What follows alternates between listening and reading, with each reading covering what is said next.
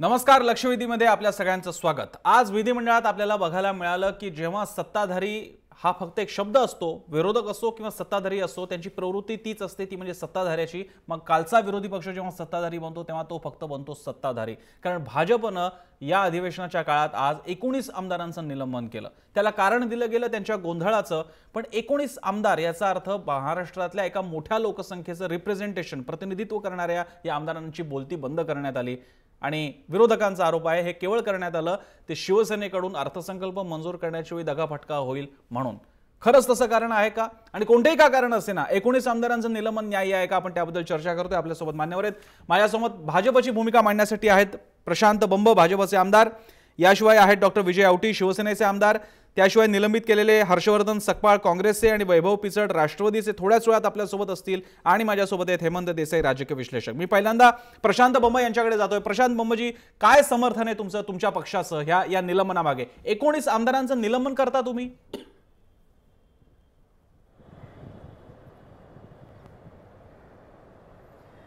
नाही, सर्वात पहिली गोष्ट अशी आहे, हे सभागृह चालवताना काही पद्धती सांगितलेल्या आहेत, नियमावली तयार झालेली आहे सगळ्या प्रकारे।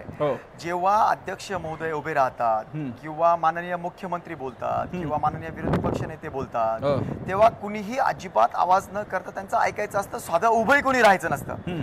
आणि एखादी गोष्ट आपली मांडताना काही त्याच्या पद्धतीप्रमाणे, समजा आपल्याला लोकशाही पद्धतीने काही मांडायचं आहे, त्याची एक पद्धत आहे। सतत एक बाब तुम्ही 1 दिवस नाही, 2 दिवस नाही, 5 दिवस नाही, 10-12 दिवस, आणि ती मांडण्याची पद्धती सुद्धा तुम्ही बघा, टाळ, बॅनर्स, इतक्या प्रचंड आवेशाने, म्हणजे त्यांना माननीय मुख्यमंत्री महोदयांनी मुख्यमंत्री महोदयांनी विशेष विनंती केली होती अगोदरच, 2 तास अगोदरच, की तुम्ही आज अर्थसंकल्प व्यवस्थित ऐका। मी अगदी सांगू शकत नाही अगोदरच, परंतु संकेत दिले होते की शेतकऱ्यांच्या माध्यमातूनच हा अर्थसंकल्प असणार आहे। परंतु एकदा अगोदरच ठरवलेलं होतं, मुख्यमंत्री महोदयांनी सांगितल्यावर पूर्ण अर्थसंकल्प ऐकायला पाहिजे होता। त्यानंतर काही असतं तर बोलले असतं तर आपण समजू शकलो असतो।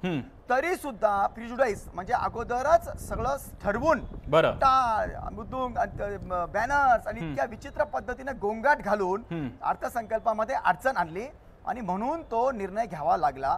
हा निर्णय काही एकदा झालेला नाही, गेल्या 44 वेळेला, म्हणजे आमच्या सरकारने हा 1-2दाच घेतलाय आता, तेही कित्येक वेळेला वॉर्निंग देऊन माननीय अध्यक्षांनी वॉर्निंग दिली आहे। माननीय विरोधी पक्ष नेते, बघा तुम्ही काही गोष्टी ऐकून घ्या, विरोधी पक्ष नेते बोलतायत स्वतः, बरं का, स्वतः बोलतायत, आणि स्वतःचेच विरोधी पक्ष नेत्याचे आमदार त्यांच्या अवतीभोवती गोंगाट घालताय। हा प्रकार कधीच होऊ शकत नाही। आपले विरोधी पक्ष नेते बोलताना, आपले नेते बोलताना संकेत की आपण एकदम शांततेने ऐकायला पाहिजे असतो, पण गोंगाटच घालायचा आहे, त्याला काय आमच्याकडे। ठीक आहे, मी प्रशांत बंब, मला एक बेसिक तुमची भूमिका कळली, मला बंबजी तुमची बेसिक तुमच्या पक्षाची भूमिका कळली। मी विजय आवटींकडे जाईन। विजय आवटीजी, प्रामुख्याने शिवसेनेचा होऊ शकत असलेला अडसर दूर ठेवण्यासाठी ही खेळी खेळण्यात आली असा आरोप होतोय, तुमचं काय म्हणणं आहे?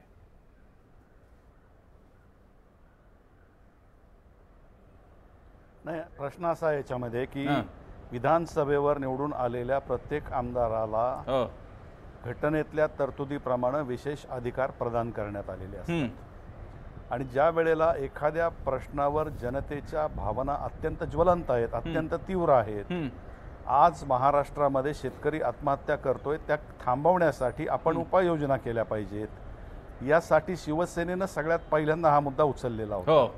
आता राजकारणामध्ये ज्यांच्यावरती जनादेश मिळतो की आपण विरोधी पक्षामध्ये बसा, आमचा मुद्दा विरोधी पक्षांनी पण उचलला, आणि अशा परिस्थितीमध्ये अर्थसंकल्प राज्याचा मांडणं अत्यावश्यक असतं, कारण राज्यातल्या जनतेला जे काही द्यायचं ते अर्थसंकल्पाच्या माध्यमातूनच द्यावं लागेल। परंतु अर्थसंकल्पाच्या दिवशी अर्थसंकल्प मांडून न देण्याच्या संदर्भामध्ये विरोधी पक्षांना जी भूमिका बजावली, जो काही प्रशांत बंब म्हणाले त्याप्रमाणे त्या ठिकाणी बॅनर्स फडकवणं किंवा वेगवेगळ्या गोष्टी करणं, तर विरोधी पक्षांनी, आम्ही अनेक वर्ष विरोधी पक्षामध्ये होतो, आम्ही या गोष्टी टाळ वगैरे वाजवले नाहीत, परंतु वेलमध्ये उतरून घोषणा देणं वगैरे या गोष्टी आम्ही पण केलेल्या आहेत। आणि म्हणून आमचं शिवसेना म्हणून आमचं असं स्पष्ट मत आहे की जे काही त्यांनी प्रकार केला त्यापेक्षा आजचा शिक्षेचा प्रकार हा अधिक कठोर आहे आणि म्हणून शिवसेनेची सहानुभूती निलंबित झाली 19 आमदारांच्या प्रती आहे. ठीक आहे, चालेल. मला एक बेसिक भूमिका कळली शिवसेनेची. माझ्यासमोर आता आणखी 2 आमदार सुद्धा आहेत ज्यांचं निलंबन झालेलं आहे, हर्षवर्धन सकपाळ आणि वैभव पिचड. मी त्यांच्याकडे येतो, ते आताच आलेले, त्यांना आपण थोडासा वेळ देऊया. त्यांच्याकडे दोघांकडे मान्यवरांकडे येण्यापूर्वी मी पहिल्यांदा हेमंत देसाईंकडे जाईन. देसाईजी, आपण इतकी वर्ष आपण विधिमंडळाचं सुद्धा कव्हरेज बघितलेलं आहे. 19 आमदारांचं निलंबन भाजप करतो, याला वेगळं महत्व यासाठी आहे कारण अशा निलंबनाची कारवाई म्हणजे काय असते आणि लोकशाहीचा खून कसा असतो याचे आरोप वेळोवेळी भाजपनं केलेले आहेत. म्हणजे आता प्रशांत बंब जे म्हणाले त्याच्यामध्ये मला असं वाटतं की एखाद्याला विस्मरण शक्ती पूर्णपणे त्याची म्हणजे सक्रिय झाली असेल, पूर्ण विस्मरण झालं असेल तरच अशा प्रकारचं विधान करता येईल. म्हणजे आता केंद्र सरकारमधलं आपण बघू, संसदेमध्ये जेव्हा 2Gच्या वरनं एक महिना कामकाज बंद पाडण्यात आलं होतं, एक वर्षभर कामकाज झालेलंच नव्हतं त्यावेळी, तेव्हा भारतीय जनता पक्षाला याच्या संबंधी बोलायचं काही कारणच नाही. मी दुसरं महाराष्ट्रातलं उदाहरण सांगतो की 2002 साली आपल्याला आठवत असेल की बाळासाहेब ठाकरे यांना अटक करण्यात आली. ती अटक करण्यात आली, त्याच्या देशाचा संपूर्ण महाराष्ट्रामध्ये मोठे गोंधळ झाला आणि त्यावेळी शिवसेनेच्या आमदारांनी त्या सभाध्यक्षांच्या टेबलावरती चढून, अरुण गुजराती होते माझ्या आठवणीप्रमाणे तेव्हा, तिथे टेबल तोडलं, माईक तोडले, मार्शलच्या मुस्काटात मारण्यात आली आणि इतका धिंगाणा घातला की अभूतपूर्व धिंगाणा घालण्यात आला. आणि त्यावेळी म्हणजे त्यांना सभागृहातले गार्दी असं काही लोकांनी संबोधलं. त्यावेळी त्यांचं निलंबन झालं होतं. त्यावेळी या शिवसेनेच्या लोकांना भारतीय जनता पक्षाच्या लोकांचं पाठबळ होतं की नाही किंवा त्यांचा सहानुभूती होती का नाही. दुसरी गोष्ट, स्वतः गोपीनाथ मुंडेंनी, मला आठवते की त्यांच्या निधनापूर्वी काही काळ अगोदर असं विधान केलं होतं, मला ठळकपणे आठवते की वसंतदादा पाटील असतील, सुधाकर नाईक, शरद पवार, इतक्या महाराष्ट्राच्या इतिहासामध्ये कुठल्याही मुख्यमंत्र्यांच्या काळामध्ये अशा प्रकारचं निलंबन होत नव्हतं. हे निलंबन इतकं घाऊक होलसेलमध्ये निलंबन करण्याची कारवाई करणं म्हणजे गुन्हा एवढा असेल छोटासा, त्याला शिक्षा किती करायची याचं काहीतरी सेन्स ऑफ प्रोपोर्शन असतं. महाराष्ट्रामध्ये मुळातच विरोधी पक्ष पूर्णपणे जवळजवळ नष्टप्राय झाला आहे अशी स्थिती असावी. अशा याच्यामध्ये त्याच्यातल्या लोकांचं निम्म कमी करणं म्हणजे मग ही लोकशाही आहे का, एकाच पक्षाची त्यामध्ये अधिकारशाही आहे का, हे म्हणायला लागेल. दुसरी गोष्ट म्हणजे मला बंब यांचं म्हणणं एक मान्य आहे. माझंही म्हणणं होतं की कर्जमाफी हा एकमेव उपाय नाही. देवेंद्र फडणवीस यांची जी लाईन सुरुवातीची होती ती बरोबर होती आणि ती त्यांनी कायम ठेवली नाही. ते मग असं म्हणायला लागले की नाही आमचाही पाठिंबा आहे ना याच्यामध्ये. मुनगंटीवार काय म्हणाले बघा, मुनगंटीवारनी असं सांगितलं की राधाकृष्ण विखे पाटील म्हणाले की कर्जमाफीचा उल्लेखच नाही बजेटमध्ये, तर ते म्हणे तुम्ही ऐकतच नाही बजेटचं स्पीच, ते तुम्ही काही ऐकलं नाही आणि याच्यामध्ये उल्लेख केलेला आहे आम्ही म्हणे की कर्जमाफी आपण कशी करायची, केव्हा करायची, याची काही वेळ असते वगैरे.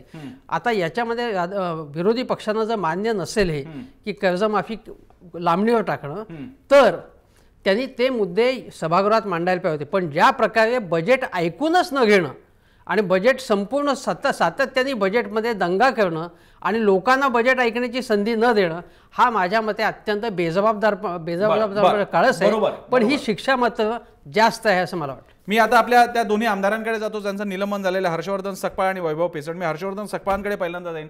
सकपाळजी, या सगळ्या घटनेकडे तुम्ही कसं बघताय, काय भावना आहेत तुमच्या?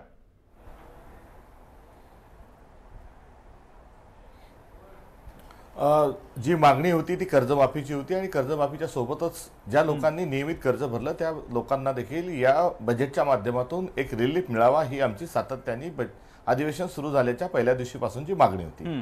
एकीकडे सरकार म्हणतंय की विरोधक ऐकून घेत नाही आणि दुसरीकडे ज्या संपूर्ण कामकाज आपण बघाल बजेटच्या पूर्वीचा, तर शेतकऱ्यांच्या कर्जमाफीच्या किंवा शेतकरी कृषी क्षेत्रामधला इन्सेंटिव्ह देण्याच्या संदर्भामध्ये कोणताही ठराव हा सत्ताधारी पक्षाने आणला नाही आणि 297चा प्रस्ताव जेव्हा सत्ताधाऱ्यांनी विरोधी पक्षाने देण्याचा प्रयत्न केला तोही त्या ठिकाणी समाविष्ट झाला नाही. आणि या सगळ्यांचा जो सर्वात सरतेशेवटी बजेटमध्ये हा मुद्दा असला पाहिजे ही विरोधी पक्ष या नात्याने आणि शेतकऱ्यांच्या अनुषंगानं हा प्रश्न उपस्थित केला.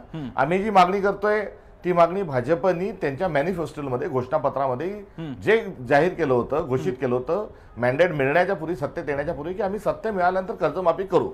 आता त्यांनी जे स्वतःच्या घोषणापत्रात जे म्हटलं होतं त्याचीच मागणी आम्ही त्या ठिकाणी करत होतो. ही करत असताना तिथे फार आक्रस्ताळेपणा विरोधकांनी केला. त्यांनी काही बजेट सादर करू दिलं नाही वगैरे हे जे सांगितलं जातंय हे थोडंसं तपासून बघण्याची गरज आहे. आम्ही आमच्या बाकावर आमच्या दिशेने असताना त्या ठिकाणी आम्ही हे लक्ष वेधून घेत असताना कर्जमाफीचा जो आमचा कंडेम्प्ट आहे तो आम्ही त्या ठिकाणी नोंदवत होतो.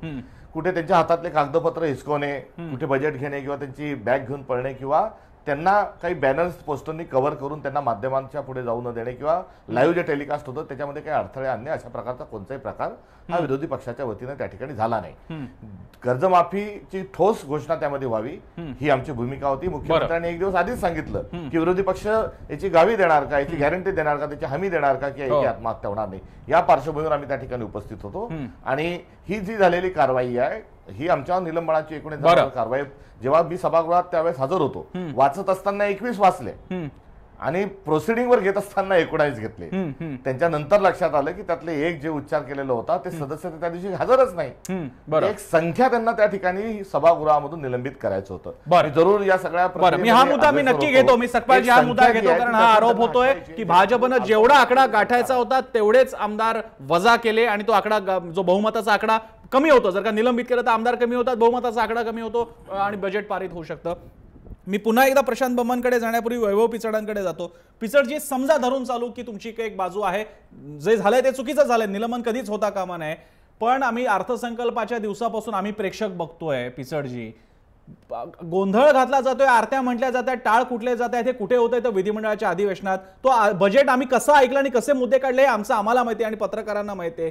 तुमच्या विरोधकांकडनं सुद्धा चूक झाली आहे, मान्य करणार की नाही पिचड?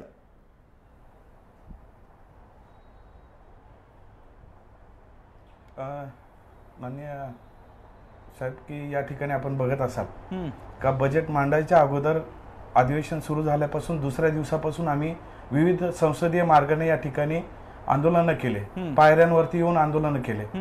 सरकारचं लक्ष वेधून घेण्याकरता या ठिकाणी आम्ही सातत्याने सांगितलं का जो कर्जबाजारी शेतकरी झाला या राज्यामधल्या जर आत्महत्या जर पाहिल्या या 8,000च्या वरती झालेल्या आहेत. आज तिथला शेतकरी जो आहे तो शेतकरी या ठिकाणी अधिवेशनाकडे लक्ष लागून बसलेला आहे की या वर्षी मार्च एंड आहे, मार्च एंडच्या आतमध्ये जर कर्जमाफी झाली तर निश्चितपणाने जे मार्च एंडला आपल्याला जी काही थोडीफार बँकांची सक्त वसुली होते आणि या वसुलीमुळे अनेक आत्महत्या वाढल्या जातात हे आपल्यालाही माहिती आहे.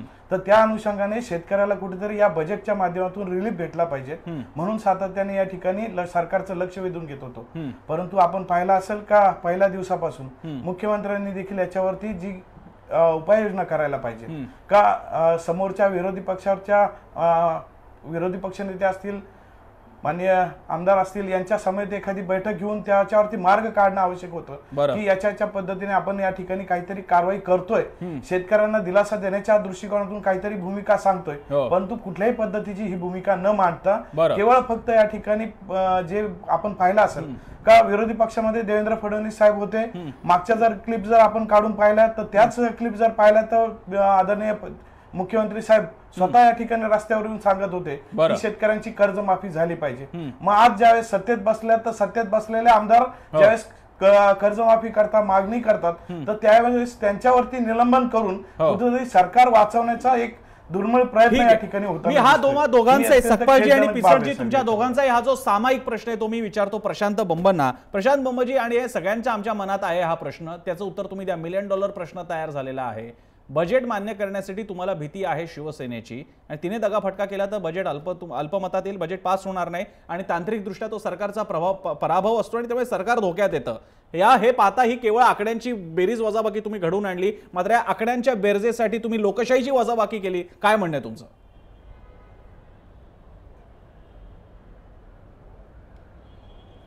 बघा, तुम्ही सर्वजण एक गोष्ट विसरतायत की हा बजेट भारतीय जनता पार्टी आणि शिवसेनेने मांडलाय. हा फक्त भारतीय जनता पार्टीने मांडलेला नाहीये. आम्ही सरकारमध्ये तर बरोबर आहोत. विधान परिषदेमध्ये माननीय केसरकरजी मंत्री महोदय आहेत, त्यांनी तो मांडलाय, खाली आम्ही मांडलाय प्रथेप्रमाणे. आणि आम्हाला शिवसेनेची भीती असायचं कारण नाही, कारण की ते आमचा मित्र पक्ष आहे आणि अगोदर आमची चर्चा होऊन की शेतकऱ्यांच्या बाबतीमध्ये सगळ्या गोष्टी आमच्यामध्ये ठरवून आम्ही हा बजेट मांडलेला आहे सर्व गुप्ततेने. आणि अशा वेळेला आम्हाला भीती असायचं काही कारण. नंबर 1. नंबर 2 की मी तुम्हाला अगोदर सांगितल्याप्रमाणे बजेट मांडण्याच्या अगोदर कित्येक वेळेला मी सांगतो, प्रत्येक जण करतात, लोकशाही प्रथे परंपराप्रमाणे काही गोष्टी आपल्याला प्रकर्षाने लक्षात आणून देण्याकरता मांडाव्या लागतात, हे खरं आहे, पण त्याची एक मर्यादा असते. त्याच्या मर्यादेच्या पलीकडे जाऊन अर्थसंकल्पाच्या दिवशी मी तुम्हाला अगोदरही सांगितलं, तुम्ही लक्षात घ्या की कधी तुम्हाला अर्थसंकल्प माहितीच नाही अजून काय आहे म्हणून माननीय मुख्यमंत्री महोदय तुम्हाला विनंती करतायत.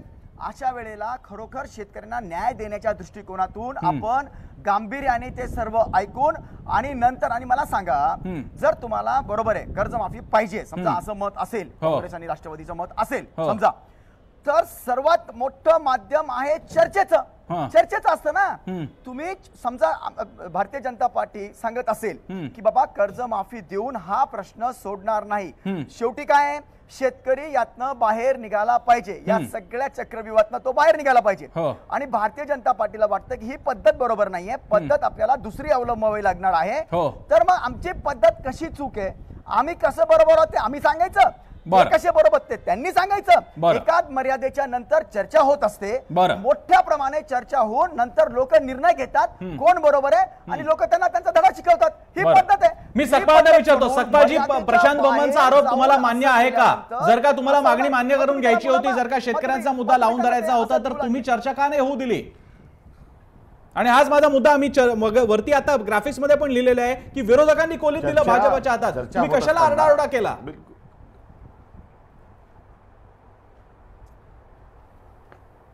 विरोधकांनी चर्चेच्या संदर्भामध्ये सकारात्मक भूमिका ही सुरुवातीपासून ठेवली, मात्र ती ठेवत असतानाच त्या संदर्भामध्ये तशा प्रकारचा प्रस्ताव आणणं, शेतकऱ्यांची नाही कर्जमाफी करायची, दुसरा मार्ग जो काही आहे तो मार्ग असणारा प्रस्ताव जो आहे हा सत्ताधारी पक्षाने त्या ठिकाणी पटलावर आणायला पाहिजे होता. तुम्ही सगळ्या कामकाजाचं तुम्ही प्रोसिडिंग बघा, त्या दिवशी ते डे ऑफ ऑर्डर जी आहे त्याच्यामध्ये कामकाजामध्ये बघा कुठेही त्या शेतकऱ्यांच्या विषयाचा त्या ठिकाणी समावेश त्यांनी केला नाही.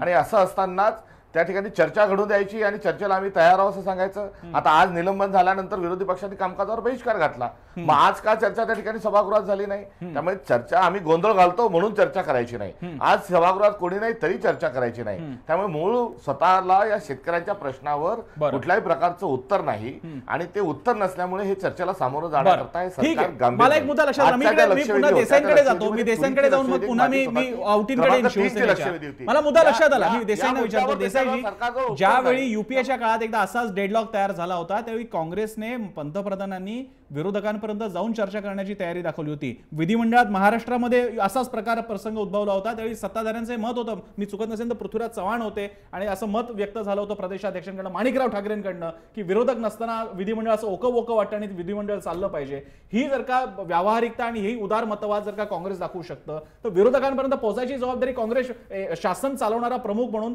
मुख्यमंत्र्यांची नाही का?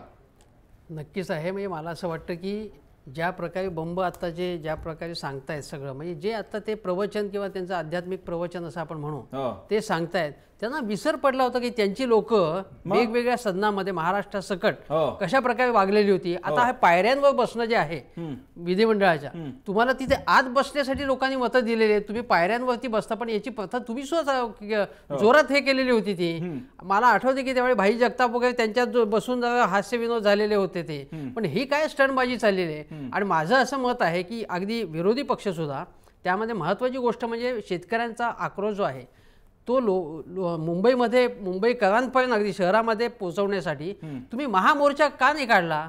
गावोगावी तुम्ही मोर्चे का नाही काढले? जर शेतकऱ्यांचा एवढा आक्रोश असेल, तुम्ही संघटना का नाही म्हणतात या प्रकारची? आणि तुम्ही म्हणजे तुमचं विरोधी पक्ष पूर्ण फेल गेले. तुम्ही भाषण आहे का राधाकृष्ण विखे पाटलांचं मुद्देसूद भाषण एखादं की ज्याच्यामध्ये नवीन काही पॉईंट आहे, कुठलंही भाषण त्याच्यामध्ये, एक धनंजय मुंडे चांगले बोलतात, पण याच्यामध्ये माझ्या मते 70,000 कोटी रुपये शरद पवार मनमोहन सिंगांच्या सरकारने माफ केलेले होते, केंद्र सरकारने. आणि एका महाराष्ट्र सरकारला, एका राज्याला तुम्ही 30,000 कोटी रुपये माफ करायला सांगता. 30,000 कोटी हे स्मॉल अमाऊंट नाही. ते कुठून आणायचे पैसे हे सुद्धा विरोधी पक्षांनी सांगावं ना. आणि देवेंद्र फडणवीसांचं हे काम होतं की एवढा जर यांचा आक्रोश असेल, एवढा जर ते त्याच्यावरनं प्रतिष्ठेचा मुद्दा केला असेल, तर थोडं पुढे येऊन तुम्ही चर्चा करा ना त्याच्यामध्ये की काय तडजोडीचा प्रस्ताव असू शकतो. तुम्ही शिवसेनेच्या मंत्र्यांना जर घेऊन दिल्लीला जाता, पण इथे माजी मुख्यमंत्र्यांशी सुद्धा चर्चा करत नाही तुम्ही. हा काय, हा एक प्रकारचा हा उद्दामपणा आहे. ही एक प्रकारची मुजोरी आहे की सगळ्या म्हणजे उत्तर सगळीकडे आपला विजय होतोय तर आपण विरोधी पक्षांना गृहीत धरायचं, हे संपूर्णपणे चुकीचं आहे. एक जरी विरोधी पक्षाचा सदस्य असता तरी त्याचा आदर करणं बरोबर आहे. मुद्दा मी औटींकडे जातो. औटीजी, याच्यामध्ये सगळ्यात अतिशय सुखी कोणी असेल तर शिवसेना आहे. गमवायला काय नाही, मिळवायला सगळंच आहे. जर का शेतकरी कर्जमाफी मिळाली तरी शिवसेनेत सत्ता सहभागी, त्याच्यामुळे तुम्हालाही फायदा, आणि तिकडे विरोधकांवरती निलंबन केलं तर भाजपनं केलं. म्हणून मला सांगा औटीजी, हे दरवेळी पूर्ण अधिकार आणि फुल पॉवर विदाऊट रिस्पॉन्सिबिलिटी चालणार नाही. शिवसेनेची बाजू कोणती आहे? जर का तुम्ही विरोधकांसोबत असाल तर आज तुम्ही विरोधकांसोबत दिसत का नाही आहात?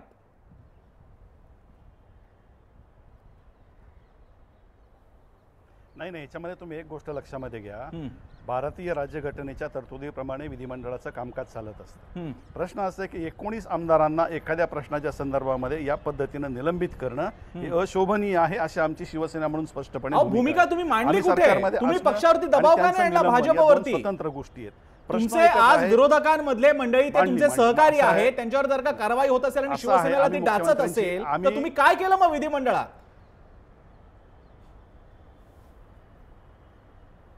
आम्ही केलं ना. आम्ही विधिमंडळाचं कामकाज संपल्यानंतर मुख्यमंत्र्यांची भेट घेतली. मुख्यमंत्र्यांना आमच्या तीव्र भावना आम्ही त्या ठिकाणी व्यक्त केलेल्या आहेत आणि मुख्यमंत्र्यांनी आम्हाला सांगितलं की आपणही अनेक वर्ष विरोधी पक्षामध्ये एकत्र काम केलं, याच्यातनं चर्चेतनं मार्ग निघू शकतो. याचा निलंबनाचा कालावधी कमी करावा लागेल, सदस्यांची संख्या कमी करावी लागेल.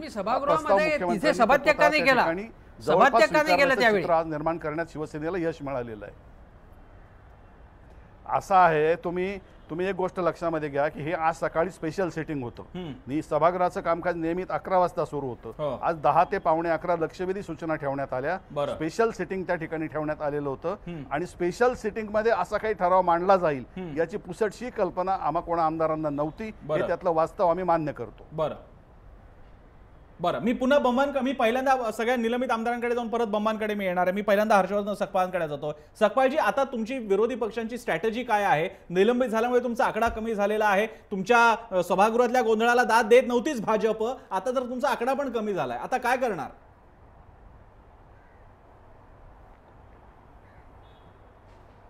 नाही, आज सभागृहाच्या कामकाजामध्ये रितसर भाग घेऊन त्या ठिकाणी जे बजेट सादर केलं त्या चर्चेमध्ये विरोधी पक्ष सहभागी होणार होता. मात्र हा संख्येचा खेळ असल्याचा जो आरोप आम्ही या ठिकाणी केलाय. सोबतच राज्यपाल महोदयांची आम्ही भेट घेतलेली आहे. भाजपचा जो या ठिकाणी वागणूक एकंदर जी आहे ती तेव्हा कुठे गेला होता राधे तुझा धर्म, त्यांचे इतिहासातले संदर्भ आता या चर्चेच्या शेवटी मला घेता येणार नाही. मात्र यापूर्वीचे हा प्रश्न अजितदादा असताना संजय गांधी निराधार योजनेचा अध्यक्ष आमदार तुम्हाला गंमत सांगतो.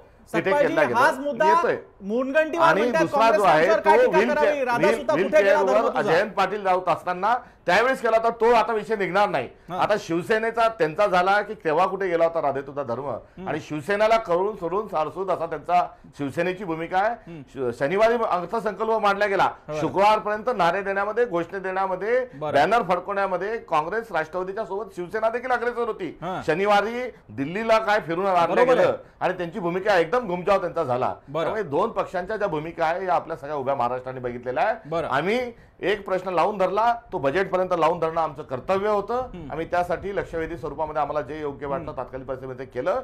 यापुढे बजेटचं जे सत्र आहे हे चांगल्या पद्धतीने चालावं, त्या ठिकाणी चर्चा व्हावीत आणि त्या चर्चेला ठोस स्वरूपाचे उत्तर घेऊन सरकारने पुढे यावं. तुरीचा एवढा मोठा प्रश्न आहे आज, त्या तुरीच्या प्रश्नाचं कोणतंही उत्तर नसल्यामुळे ज्या स्पेशल सेटिंग मध्ये या ठिकाणी आमदारांना निलंबित केला हा आमचा आरोप आहे. त्यामुळे या सरकारने गांभीर्यपूर्ण शेतकऱ्यांचे प्रश्न आणि उभ्या महाराष्ट्राच्या प्रश्नाला सामोरं जावं. मला पिचडांना एक प्रश्न विचारायचा आहे आणि त्यानंतर मी संपवायला मी देसाईंकडे येईन. मी पिचडांकडे जातोय. पिचडजी, असं दिसतंय की एकीकडे विरोधक हा सगळं करत असताना राष्ट्रवादीच्या बाबतीत असं काही ठरलेलं आहे का की धनंजय मुंडे बोलतायत तर बोलू द्या, आपण आपला पाठिंबा त्यांचा निलंबन स्वतः ओढवून घ्यायचं, म्हणजे राष्ट्रवादीची ताकद भाजपच्या दृष्टीने कमी करून घ्यायची, कारण फायदा भाजपला अल्टिमेटली होणार आहे. धनंजय मुंडेंना आपला लढू द्या त्यांना, नाहीतरी तुमचे धस म्हणतातच आहेत की काही जण पवारांपेक्षा मोठे होत आहेत. त्यामुळे राष्ट्रवादीमधली फूट बघायला मिळाली आहे का यावेळी?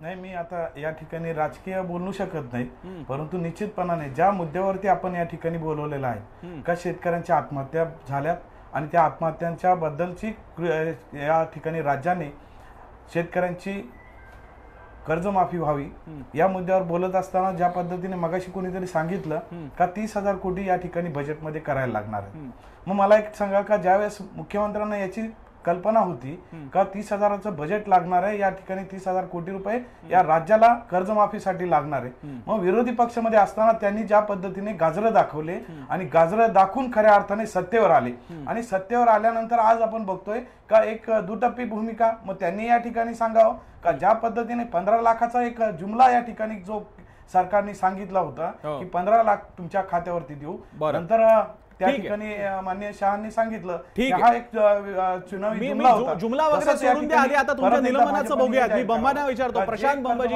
19 आमदार असे निलंबित होणं हे शोभणारं नाही. आता दिवस सुद्धा फार कमी उरलेले आहेत. आता काल अवधीच किती उरलेला आहे या विधिमंडळाच्या अधिवेशनासाठी? 19 आमदार नसताना आणि ते सुद्धा त्याच्यातले काही नेते तर जितेंद्र आव्हाडांसारखे महत्वाचे नेते आहेत. प्रशांत बंबाजी, भाजप आपल्या जुन्या इतिहासाची आठवण ठेवत काही नवीन याच्या संदर्भात सौम्यता दाखवणार आहे का? तसा विचार चालू आहे का या निलंबित आमदारांबाबत?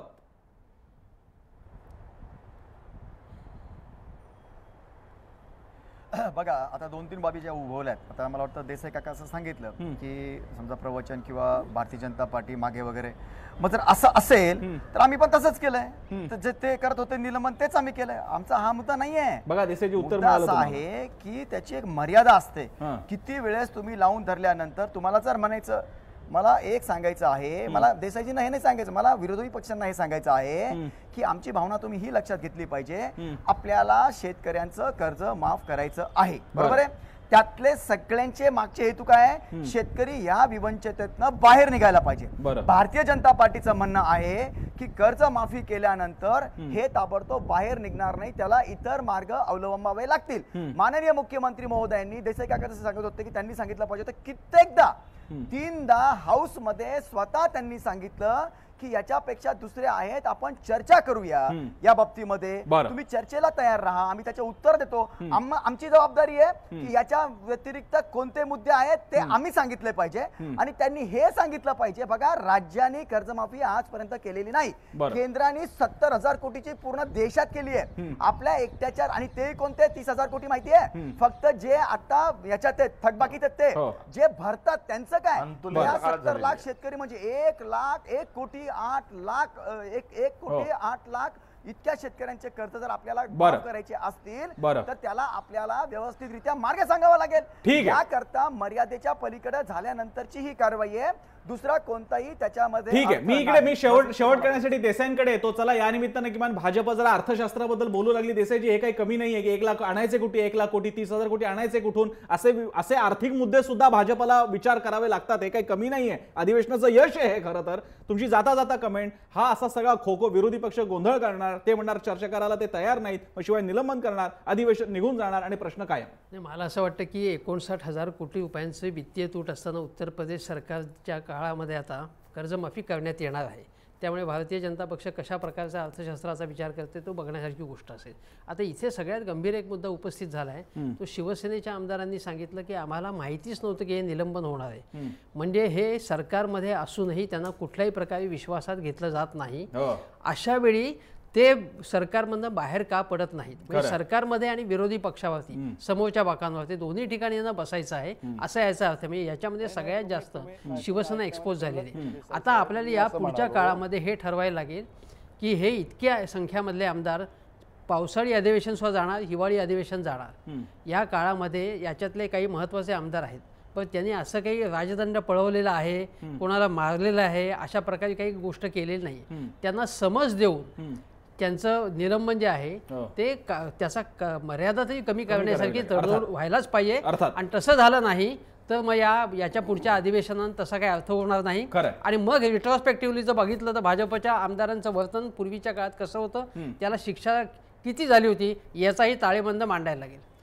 या कार्यक्रमाच्या शेवटी खरं तर अधिवेशनाबद्दल, अधिवेशन स्थळाबद्दल आणि त्या आमदारांबद्दल काही बोलायला खरंच मर्यादा आहेत, कारण त्यांना तसे विशेषाधिकार आहेत. प्रश्न असा आहे, हे विशेषाधिकार तुम्हाला मिळालेत याबद्दल आम्हाला सन्मान वाटायला पाहिजे आणि तो भीतीयुक्त आदर आम्हाला वाटला पाहिजे. आता जर का लोक काही बोलत नसतील तुम्हा मंडळींवरती आणि तुमच्या अधिवेशनाबद्दल तर एवढ्यासाठीच, कारण कायदा त्यांच्या विरोधात आहेत. आणि आता तो दिवस दूर नाही जेव्हा त्या विधिमंडळाच्या बाहेरच्या बॅरिकेड्सवरती कदाचित लोकांचे जथ्थे धडकतील आणि तुम्हाला तुमची जागा दाखवतील, जी जागा सध्या तुम्ही चुकलेला आहात. बाहेर पायऱ्यांवर बसण्यापेक्षा आतमध्ये बसायला हवं, तिथे चर्चा व्हायला पाहिजे. तिथे आम्हाला गोंधळ आणि आरत्या ऐकायला मिळत आहेत. हे लोकशाहीचं दुर्दैव आहे. महाराष्ट्राकडला ही तुमच्याकडनं अपेक्षा नाहीये. आशा आहे किमान आमदारांचं निलंबन मागे घेण्याच्या बाबतीत सभापती अध्यक्ष महोदय याबद्दल विचार करतील.